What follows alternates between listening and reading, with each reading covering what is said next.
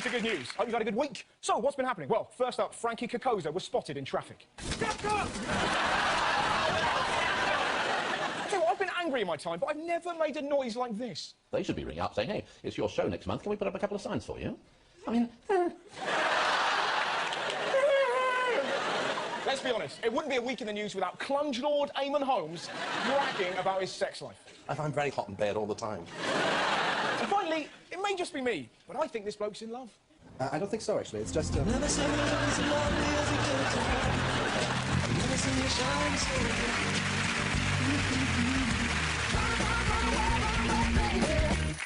this was definitely the big showbiz news of the week. Babyface Justin Bieber's denied he fathered a child with one of his fans. 20-year-old Mariah Tita reckons her and Biebs had a brief encounter backstage after one of his concerts in October last year.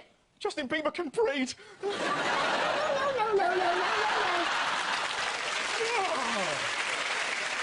Imagine shagging Justin Bieber. Horrible. Like being raped by a chipmunk. Wouldn't it be great if she got an STD? From then on, thrush would be known as Bieber fever.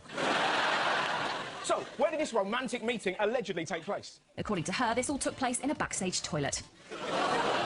He did her in the backstage toilet? I've never heard it called that before. Still, I bet she had the time of her life. It lasted only 30 seconds. That's where he got his song from. Baby, baby, baby. Oh. The funniest thing about this story is the gentle, poetic language he allegedly used to woo her. He began touching me and repeatedly said he wanted to fuck the shit out of me. Filthy little Bieber! Using words like that, he's only 8. It's such a ridiculous saying, isn't it? I'm gonna fuck the shit out of you. It's the least sexy thing you could possibly... What you're basically saying is, I'm gonna make love to you until there's no poo left in your body. No poo? You have no poo, I'll get rid of your poo. How does that sound? It sounds repellent, you 8-year-old freak. So, how has the world reacted to the claims that Bieber can breed? Fair to say, not well.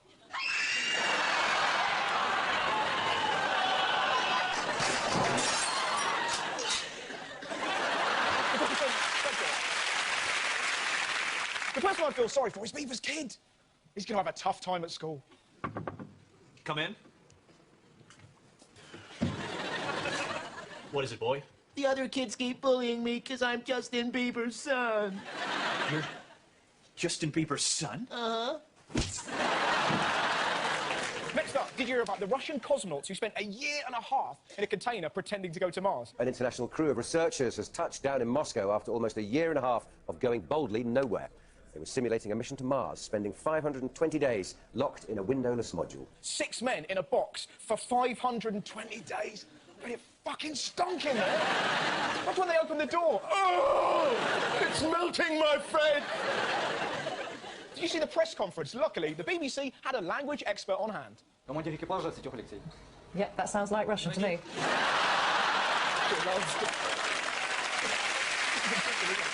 Imagine being locked away for 520 days. No contact with the outside world. Still, at least they were in there having the time of their life. The most exciting moment for the men during their 17-month-long mission was stepping out here onto this pile of sand. I want to kill myself! Mind you, at least it was worth it. They're now ready to actually go to Mars. So, when are they going? This week? Next week? How far away are we from a viable manned trip? To Mars? Yeah, decades. How was it wasted? I've been in there. You bastards! I've been drinking my own piss. They must be so glad to be out. Think of all the momentous stories they've missed. Osama bin Laden is dead. Colonel Gaddafi has been killed. I am on a drug, it's called Charlie Sheen. And most importantly, the poor souls have never seen this. Shocking, isn't it? Imagine never seeing that. Over in Europe, the big news was all about money. Greece's political crisis continues. Stock markets tumble. Investors and the markets are panicking. The stakes could not be higher. Prime Minister Papandreou agrees to step down. Buried under Eurozone debt, Italy's Prime Minister Silvio Berlusconi says he will resign. Austerity might bring the Eurozone to its knees. The leaders of the G20 met to solve the financial crisis. They were all totally focused. Well, not all of them. Berlusconi takes a nap as world leaders try to save his economy. He fell asleep. Italy has debts of 1.6 trillion and he went Betty buys. Berlusconi's had a shocker of a week. The Italian media have been bugging his phone. Listen to what he said. The newly leaked wiretaps mark a new low for the philandering billionaire prime minister, who is heard boasting to a TV showgirl he is only prime minister in my spare time. He complains that meetings with the Pope and world leaders are interfering with his sex life. How is he in charge of a country? I have to meet the Pope, but I was going to go doggy. He didn't stop there. Last night I had a queue outside the door of the bedroom, says Berlusconi. There were 11. I only did 8 because I could not do it anymore. I did 8. They call me Mr. Octopussy. Bizarrely, he's not worried about the economy or sex scandals. This is honestly his major concern. Italy's Prime Minister is most upset over his album delay. He's bringing out an album of love songs. His country is crumbling and he's there going, they call me Mr. Bombastic. Mind you, for all me criticising him, I can't wait for that album to come out. It's here! Now that's what I call Bunga Bunga 69. Berlusconi's big thumbs up to his favourite Bunga beats, featuring classic love songs like Let's Go to Browntown, Please Baby, Don't Tell My Wife, and the haunting ballad, What Do You Mean She's 15? Get my passport and meet me in Mexico. Bunga Bunga 69. It's Viagra for your ears. Everyone's like that. Now, my favourite sports story of the week was definitely this. Wayne Rooney makes his acting debut in Wine advert. You have to see this. Wayne Rooney is a brilliant footballer, but he is a terrible, terrible actor. Guys, we have a problem. The boss said that new devil is arriving. Is he well known? Famous around the world. And what did they say about him? They say he is a legend. They say he is a legend. They say he is a legend. He's like a Scouse Forrest Gump. Life is like a box of chocolates. Chocolatey. There's actors from Hollyoaks watching that going, he's good. I love the fact they tried to sell wine by using Rooney. He's only a connoisseur. This is white. This is red. That's rosé. As you can imagine, he's taking a pasting for his acting. The Sun even came up with a film he could remake. Shabbatar. If I were Wayne, I wouldn't do adverts. If he wants to perform, he should focus on goal celebrations like the players of this Icelandic team. These are genius.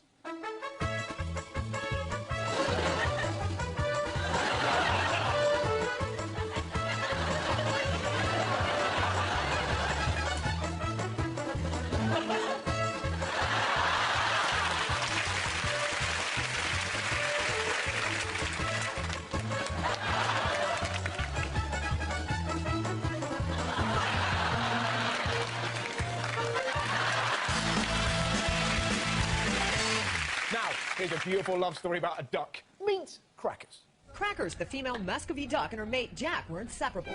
But about 4 months ago, tragedy struck. Jack suddenly died of natural causes, and Crackers was left all alone and depressed. It's sad. I loved him so much.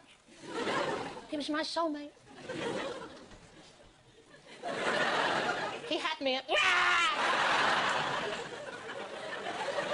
That's the stupidest joke I've ever told in my life. Now, you're probably thinking, Russ, ducks die all the time. Why is this in the news? Well, Crackers was so upset, look what she did.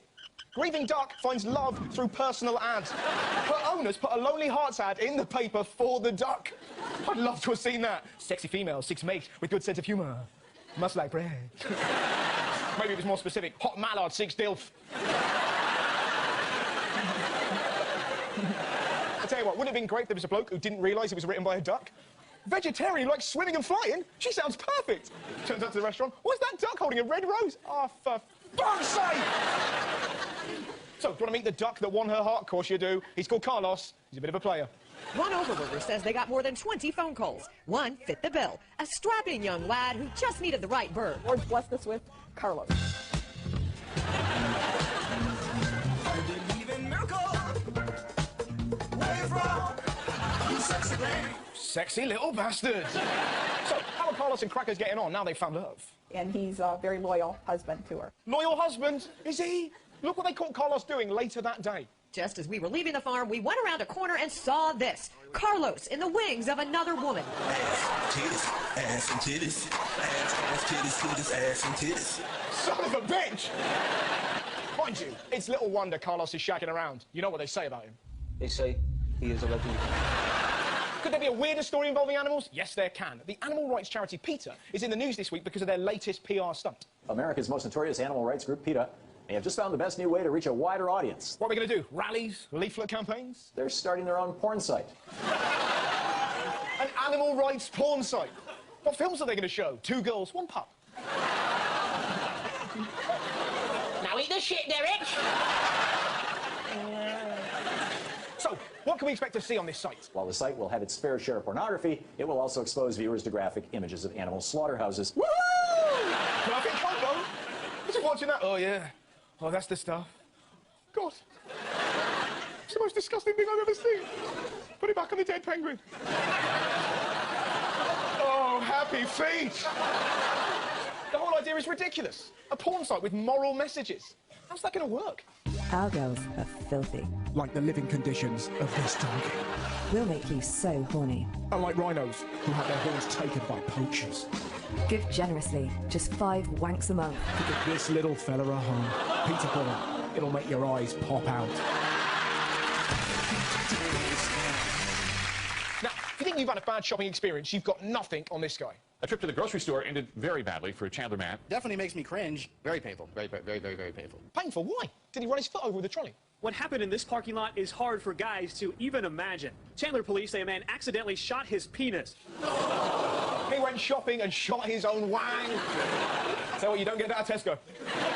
Although now he's lost half his dick, he will be saying every little helps.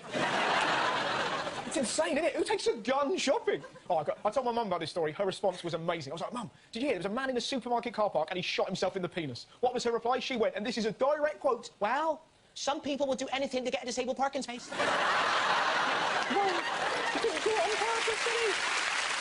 So, what happened to this poor bloke? The man had to be taken to the hospital for surgery. Do you know what surgery he had? Apparently, he shot a hole clean for his penis, so they had to sew it back up. Loads of tiny holes in his cock. Imagine the conversation with the doctor. Will I be able to use it again? Can you play the recorder? Poor sod. Mind you, I feel worse for the people stood next to him at the bog. Next up, this has to be the strangest horse show ever. The contestants, proud parents, and judges were ready. One thing missing, the only horses in the arena were in this bucket because of an outbreak of a contagious and fatal horse herpes virus. Who gave a horse herpes? Oh. Because of a cold sore. Not from you people. Unbelievable. Despite the fact they had no horses, the show went ahead. Look what they used instead. We're testing the girls' knowledge and ability to adapt, and they get to ride stick horses tonight. It's so brilliantly shit. It's like redneck Quidditch. Here's, of course, a huge problem with stick horses. What if one of the girls falls at a fence? Come on, girl. Giddy up now. Yeehaw! Oh, my ankle. My ankle. Actually, I'm fine. It's the most humane way. On an unrelated note, I'll be selling glue at the end of the show. Next up in Florida, health officials have come up with a strange way to educate pensioners about sex. The Florida Health Department wants folks to turn the tables, asking children to have that awkward conversation with their aging parents. Many older folks are now staying sexually active well into their golden years, with little experience in practicing safe sex. Doctors in Florida want young people to teach pensioners about safe sex. I can't think of anything worse. So that, Nan, is why it's called teabagging. No, you hang up. It'd be horrible. It would take ages. Do you know what 69 is? Yeah, it's a bus. We catch it every morning. No, it's eating for two. Oh, Meals on Wheels. No. It's like when a man's, you know, and the ladies. Oh, we call that minge time cock smoking. No, you hang up. Luckily, we'll never have to worry about this. Old people in Florida may be having sex, but English pensioners don't bother with smut like that, as this interview proves. When we were engaged, and we did try at my anus, and I said, in no ways possible, because Dave's got a rather large cock. I've got a very small bum. It was very, very painful. No. The weird thing is, they were only asked what the war was like. Now, this is the part of the show I genuinely don't know anything about. There's going to be a mystery guest who's been in the news, and I have to figure out who that person is. So, please welcome my mystery guest!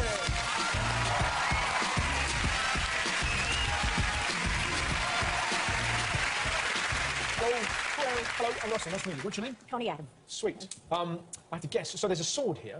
Are you a fencer? Yes. Good. That went really well, didn't it? I've never got them before. I just nailed that straight away. Well, I said you would when you saw all the gear. Well, that's the clue, isn't it? There's literally nothing else. So why have you been in the news? I've been in the news because I was the oldest lady fencer to win 2 medals in 1 year. I won the European medal and I won a World Champion medal. And I've also been Commonwealth Champion several times. Well, that's worth a round of applause. So how long have you been fencing for?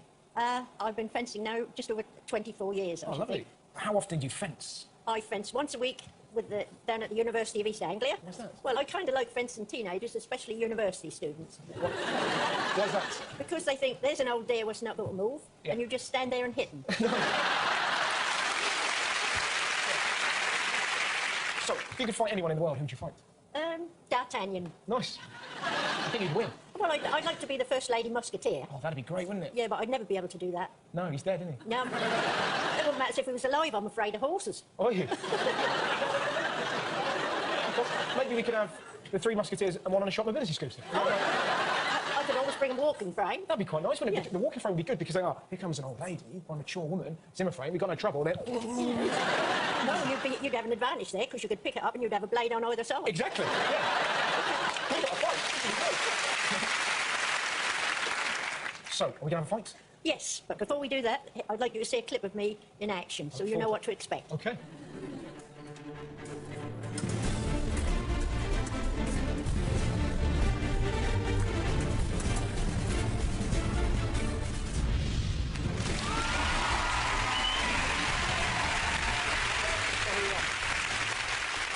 So how does this work, then? Right. Arm out straight. This is to protect your body. And now to take a step forward and hit me. I don't want to. It feels wrong. Oh, you've never had a pair like this in your life.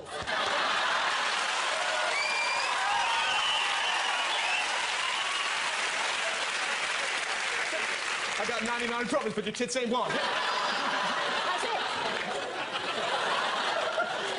You take a step forward. Yeah, oh, right. Straight out. OK, fine. Step forward. Oh, that was gentle. Yeah. It feels like we're playing Operation. I'm going to bet your nose going. That's right. And again. I don't like doing it. It feels weird.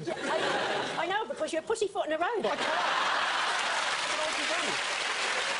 Right, now we put the mask on and Put the mask on. Right, put this on here. before you commence, you must salute your opponent. OK. And the audience. They will shout fence, and when there's a light go on, they shout halt. OK. OK? Salute. So, and to the people. There. OK? Yeah. Oh, God, whoa. Oh, God. Didn't you hear the fence? No, I didn't. No, right. Yeah. There you go. Where you go? I'm trying. Hit me. You're too powerful. I thought you'd always wanted to beat up an old lady. Now No, you I didn't. Why would I want to? I think you're lovely. I want to run you above. I don't want to beat you up. I want to put you in a big Redox tub, treat you right. That's all I want to do. I want to do that too.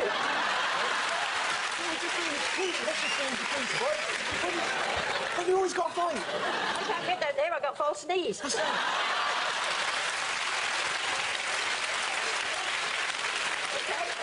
Let's fight, you lovable cyborg. Right. What are you waiting for?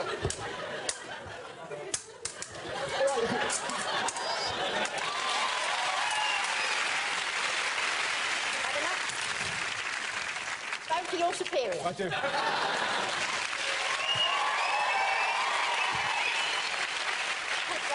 Thank you very much. Ladies and gentlemen, please give it up for my mystery guest!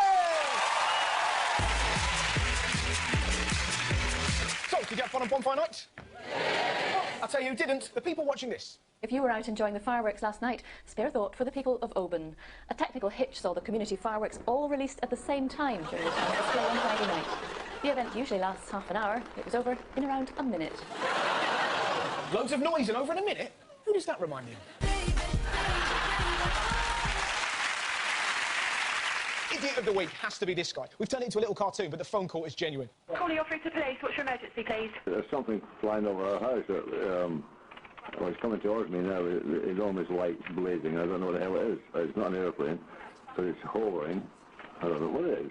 So it's hovering quite far away now from your house? Okay, all right, well, I've logged it down, so I'll see if the area knows anything about it, okay? That's fine. Thank you very much. Bye. Bye-bye. So, was it a UFO? Well, let's find out, because he called back 2 minutes later. You know what it was then, or...? Well, you won't believe this. You won't believe it. It's a moon.